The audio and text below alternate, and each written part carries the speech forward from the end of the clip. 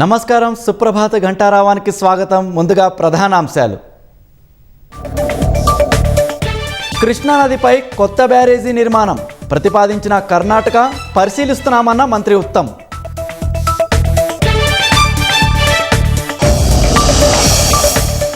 Double bedroom ఇల్లు ఉన్న గ్రామాల్లోనే BRS ఓట్లు అడగాలి. గులాబీ పార్టీకి ప్రజలు వీఆర్ఎస్ ఇచ్చేందుకు సిద్ధంగా ఉన్నారన్న పొంగులేటి. ట్విషా శర్మ మృతి కేసులో ఎఫ్ఐఆర్ నమోదు చేసిన సిబిఐ. భర్త, అత్తను నిందితులుగా చేర్చిన అధికారులు.